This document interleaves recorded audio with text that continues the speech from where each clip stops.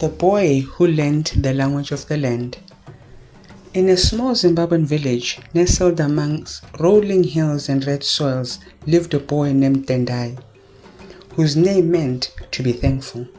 Tendai loved running barefoot across the fields, kicking dust into the air. But to him, the land was just space, wide, quiet, and ordinary. He dreamt of cities, shiny shoes, and manifolded crisp in pockets. The land fed him, but he did not yet know its name. One golden afternoon, Tendai's grandfather, Sekuru Jabulani, called him from under a spreading msasa tree. "Come, Nona Wangu," he said, "walk with me." They moved slowly through maize fields, waving like green oceans. Sekuru's hands were rough, his back bent, but his eyes held stories older than his heels. "You see this soil?" he asked, letting it fall through his fingers. "This is not dirt. This is memory." They stopped at an abandoned field overtaken by weeds. "This once fed 10 families," Sekuru said. "Your people traded grain here for cattle, goats, clay pots, even songs." Tendai frowned. "No money?" Sekuru laughed softly.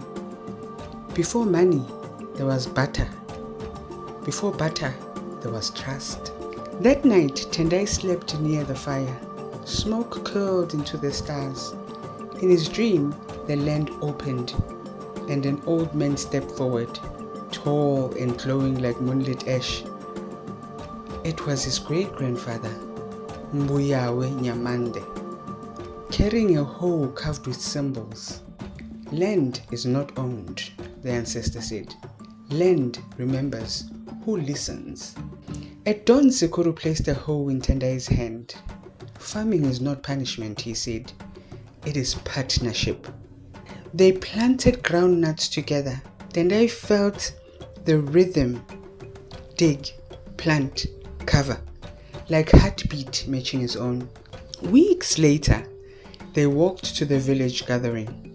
Maize was exchanged for pumpkins, pumpkins for clay pots, pots for dried fish. No coins, no notes, only respect. "This," Sekuru said, "is wealth that feeds everyone." When drought came, Tendai watched cracks split the earth. People panicked, but Sekuru taught water harvesting, seed saving, crop rotation passed down through generations. "The land gives back to those who prepare," he said. That night, the great-grandfather returned in Tendai's dream. "You are now a crossover," he said, "between past and future." The land glowed green again. Tendai no longer dreamt of escape. He dreamt and grew up to be a regenerative farmer, shared harvest, teaching others what the land has taught him. The soil was no longer silent, it spoke. Years later, children gathered around Tendai beneath the msasa tree. He smiled, pressing soil into his hands. "This," he said, "is our bank, our school, our inheritance." And the land remembered his name. The aim of this channel is to bring back Africa to its roots and teach Africa's children who they are and what they have and the value of who they are, one story at a time. If this is a vision you have, please like, subscribe, comment, share, and hit the notification button so you don't miss one more story.